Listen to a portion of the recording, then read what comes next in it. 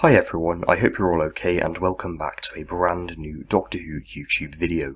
So if you aren't already aware, I do a fan series on my YouTube channel where I basically write and record original Doctor Who based stories and upload them in audiobook format onto my channel in essentially chapters. So far I've had 3 stories plus 3 chapters of my 4th story, which are called Count Your Shadows, which has 6 chapters, The Horror of Skaro, which has 6 chapters, Blood of Silver, which has 5 chapters, and Agent of the Daleks, which currently has 3 chapters but will get a 4th instalment within the next couple of weeks.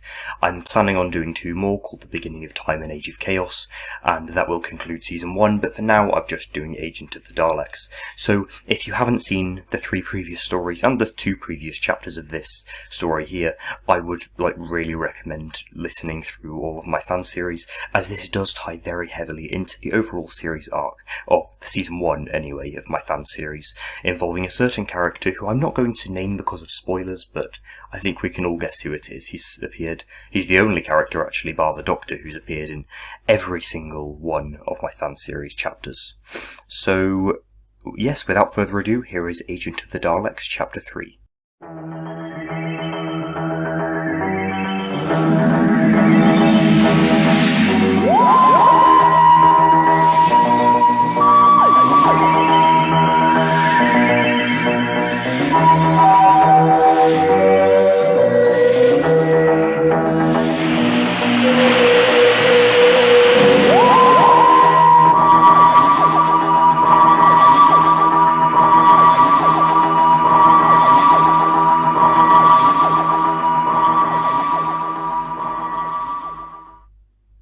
"Hello," called the Doctor, with graceful, slender strides towards the silhouetted figure. He stepped into the light of the lantern above him, and smiled at the Doctor and Sarah. The man was tall and slim, and had close-cropped black hair which warped and twisted around his face. A worn leather weapon belt was strapped across his chest, and his calloused hands held an obsidian black gun which emanated with purple energy. "Hello, Doctor," he spoke in a cold, gravelly voice. "I am one of the Khaled people. You need to come with me." The Doctor, shielding Sarah Jane from the man, spoke, voice wavering slightly. "Who are you?" "My name is Davros." "Davros, you say?" questioned the Doctor, swinging his brown fedora around his left index finger. He strode lazily towards the man who claimed to be Davros, before speaking once more. "What do you want, then? Are the assassins of Darak Prime hunting you across your timeline? Believe me, I've been there. I was sent here by my future self. He sent a broadcast throughout his timeline, a call for help, if you will." "Why?" interrogated Sarah, firm tone indicating she was still unsure of this younger Davros. "Yes, why exactly? I'm assuming this is some sort of alternate universe we're in. We certainly aren't worshipped by Daleks where we came from, and we certainly didn't save your people from the Thals. You do that yourself when you create the Daleks." Davros affirmed, gruff tone twinged with guilt. "I'm aware of my reputation in the future, and, although you may not like to hear this, you are in your own universe." "Then what's going on?" demanded Sarah, looking Davros cold in his eyes for the first time. "You have to come with me," replied Davros, slinging his weapon across his shoulder. "I know it must be impossible to trust me, knowing that I'm the man who kills all of these people with machines I create in the future. But if we go to a secure location, you can get all the answers you want." Sarah glanced upward to the Doctor, black-booted foot tapping swiftly on the ground. "Are we going to go with him, Doctor?" Sarah raised an eyebrow, which droplets of sweat began to form on. "Seeing as how our only way back to the TARDIS is him, we have no other choice," whispered the Doctor, before returning his gaze to the younger Davros and strolling toward him. "Well?" Davros questioned, raising a bushy, ebony-coloured eyebrow. "We shall come with you," announced the Doctor, flipping his dust-lined fedora in his hand and returning it to sit on his mess of brown curls. "On one condition. If we are to make this temporary alliance, Davros, we must make it official." Sarah grinned behind the Doctor, aware of what was to come. The Doctor reached far into his seemingly hollow left pocket of his coat. Following several clangs and clashes, a crinkling sound emerged, followed by the Doctor's wrinkled hand which held a mustard-coloured packet that read Bassett's Jelly Babies. "Jelly Baby Davros?"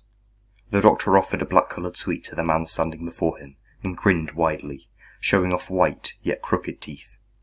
For a split second, the faintest flicker of a smile could be seen on Davros's face, before he returned to his steely gaze. "Deal," he spoke, and popped the sweet into his mouth. Sarah strode forward, seemingly determined to get answers. "Now, let's get to that secure location you were talking about, Davros." She walked off, grimy lanterns flickering above her, smog wreathing around her. "She's going the wrong direction," Davros spoke. The doctor grinned. The scent of new machines and computer fans invaded the noses of the doctor, Sarah, and Davros as they marched down the sleek black and purple staircases that led them further underground. Intricated angular patterns of purple lined the metallic walls, and the hard thrum of machinery became louder and more pronounced as the trio continued. Once at the bottom of the labyrinth of corridors, the doctor, Sarah, and Davros emerged into a spacious room, with a high ceiling made of black blocks that shifted and rotated of their own accord. As yore-coloured computer screens lined every wall, advanced 3D printers halfway through rendering what looked like more weapons. "You know, Davros, this just might be the nicest military bunker I've ever been in. Loving the black colour scheme, really brings the whole place to life." Davros, ignoring him, strode to a cobalt panel in the room's centre, emanating with light that showered him blue. A cool female voice echoed around them, like the very walls were speakers themselves. "Welcome, Davros. I see you have brought guests. Person 1, female, human, age 27 years old, name Sarah Jane Smith. Person 2, male, Time Lord, age 1238, name unknown." "Thank you, Sorvad," Davros replied.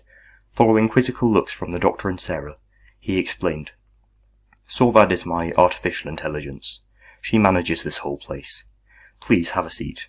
I may be a megalomaniacal tyrant in a few hundred years, but for now I'm just a Khaled soldier who wants to give you the answers you want." "Okay, Davros," spoke the doctor, calm and collected, as he sat himself on a plush green and bronze armchair, which hovered just millimetres from the ground. "The first question. You told us Davros sent you a message, but what did it say?" "Davros sent a message to all of his past and future selves, saying this, Doctor. I'm being held against my will by a force I am unable to name. I've been told to send the Doctor to a death trap by this man. Unite with the Doctor and save him before it is too late. This man threatens all Dalek kind. I trust you, Davros." "Okay," muttered the Doctor, hands steepled and eyebrows knotted together tightly. "Do you know who's taken your future self hostage?" "As a matter of fact I do, Doctor," Davros announced. "He calls himself the Minister of War. He's been getting himself a bit of a reputation recently. Apparently he sent an army of Cybermen to invade Akaten, and even he can create parallel universes. Have you heard of him?" "You could say that." The Doctor felt his heart sink into his stomach as it beat faster and heavier. He ran his hands through his brown curls, facing it tightly in frustration. "Davros," Sarah asked, "one piece of information is missing. Why were the assassins of Daraka Prime after us? Did this Minister of War person send them?" "Those were not the assassins of Daraka Prime, Miss Smith. They are on a planet called Etran. They were simply androids, decoys, only to make you believe that Davros wanted your help, so you could go on a wild goose chase leading straight back to him. You know those orbs? He programmed them to take you to Oceanus 5, which was when Davros sent the message. I hacked your orbs to send you here, to Ongrin." "Thank you, Davros," affirmed the Doctor. "We greatly appreciate the answers." The Doctor's eyes were glazed with panic, sweat glistened on his forehead and temples, and he swung his scarf slowly like a pendulum. "The question is, Doctor, will you help me? My future self, I mean." Davros cracked his knuckles, head rotating slightly. "One day ago I lost contact with him.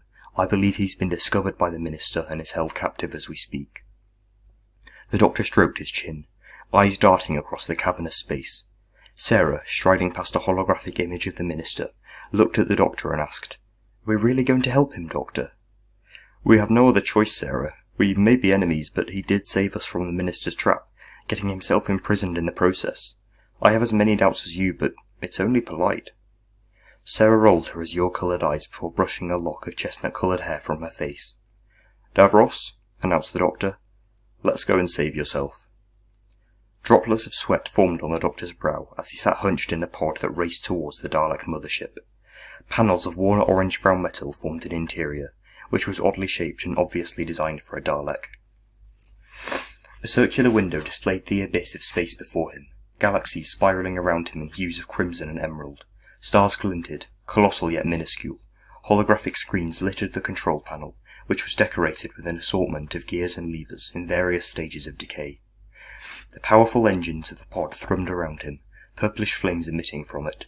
Turning his head to the right, the Doctor noticed Sarah Jane piloting her own capsule, brows knotted in concentration as her eyes flickered from screen to screen. Before him, just kilometres away, lay the Dalek mothership, pearly-coloured circular structure adorned with golden roundels, littered with reflections of the billions of stars scattered before it in a mosaic. Once the pair had gotten closer to the craft, a familiar voice sounded from the pod speakers. Davros. "Doctor, Sarah," he spoke, his gruff tone remaining steely and cold. "Stop now." They did as commanded, their pods coming to a jarring halt which lurched them forward and caused Sarah Jane's face to squish against the window. "If we go in the central entrance, the Minister will see us. We're going to blow a hole in one side of the ship using my ship's weapon systems." On cue, a beam of fiery red light burst from a ship somewhere above them, twisting and contorting around itself before striking a hole in the side of the mothership, which first blackened and singed, before giving in and exploding, a fiery purple spectacle. After the light had stopped, the ship revealed an assortment of the ship's levels, each simply a white corridor lined with golden designs. "Ready, Sarah?" the Doctor asked through his microphone, turning to look at her pod. "If I wait until I'm ready, Doctor, I'll be waiting for the rest of my life." She threw a worn, crimson-coloured leather lever forward, and the engines kicked in, sending her pod hurtling for the cavernous hole in the Minister's ship. The Doctor followed after her, backdropped by a pattern of 1,000,000,000,000 stars, riding on in one pod against hundreds. "What a day," murmured the Doctor.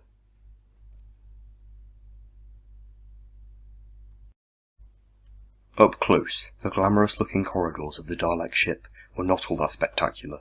They were scarred, marked, and tarnished from years of brutal warfare, scorch marks littering the otherwise pristine white walls. "Nicer than I expected for a Dalek ship," Sarah muttered. "Certainly nicer than the other one we were in." "Definitely, Sarah," agreed the Doctor, who looked back at the shattered wall behind them, tens of ships scattered there. Flying from Davros's main ship were hundreds of Daleks, white gold patterns matching nicely with the ship. "I promised you an army, Doctor." Davros raised his arms, and with a flourish, 4 different Daleks emerged from the ship. The heads had circular tops, and had an assortment of guns attached to their midsections. "Special weapons Daleks. Haven't seen those since a few regenerations ago." He patted one of the special weapons Dalek's guns as if to high-five. "What's our plan, Doctor?" queried Davros. "Well, your future self will likely be imprisoned in the lower levels in the ship's prison with several other Daleks, probably. You go there with the army and rescue him." "What about us, Doctor?" questioned Sarah, raising an eyebrow. "We're going to confront the Minister of War. I know who he is, and I want to find out why he's been doing these things to me. It shall just be you and me, Sarah. No Daleks, no tricks, just us and him. And that special weapons Dalek." He gestured to the rightmost Dalek, who rotated swiftly as if in acknowledgement. "I like him. His name is Ian." "Sarah, I need to tell you something about the Minister of War." The Doctor, walking down one of the ship's endless labyrinth of corridors, was sweating madly, hands wringing in nervousness. "What is it, Doctor?" He is me." "He's what?" exclaimed Sarah. They burst through a set of doors and proceeded to enter a sleek-looking black lift, which whisked them up to the top of the ship, blue holographs displayed before them. "The Minister of War is me. I know it sounds crazy, but back when I was in another body, I found myself in a parallel universe with my friend Jamie. The world was overrun by Daleks there, Sarah, and it turns out that the Minister of War built the parallel universe from his hands, and engineered the whole thing. We found him on a base in Skaro. I shot him with regeneration and energy, and he what?" Sarah walked forward with the Doctor, flecks of black floating ominously in the air around them. "He absorbed it and he regenerated. He's a Time Lord. Anyway, when I was in my last body, the one you knew, I had a friend called Joe. We went to Akaten, where the Minister sent an army of Cybermen to attack it.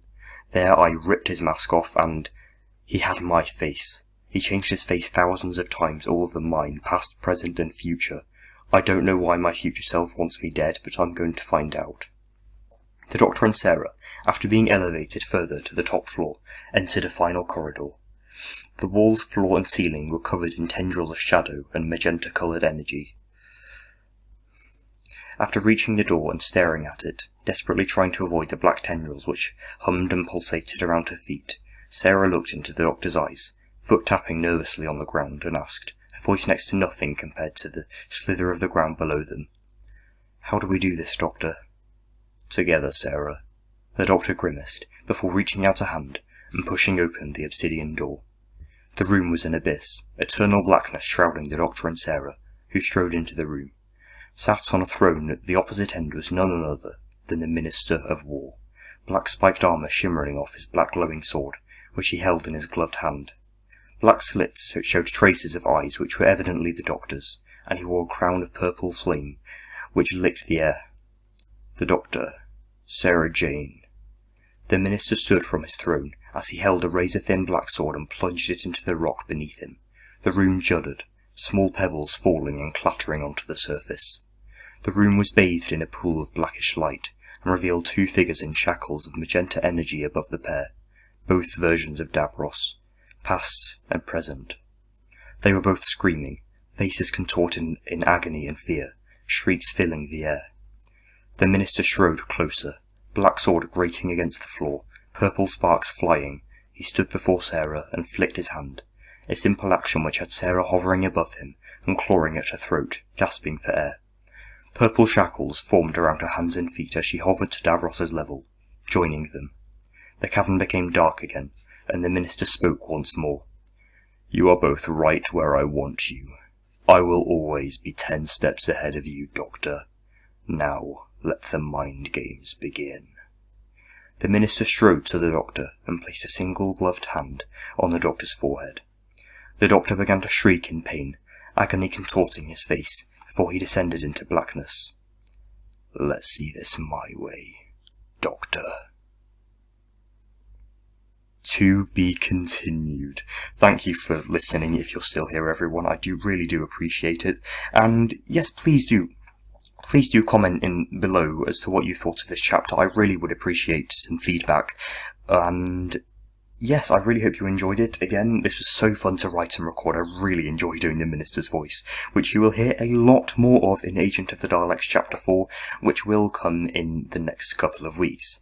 So thanks for watching, everyone, and goodbye.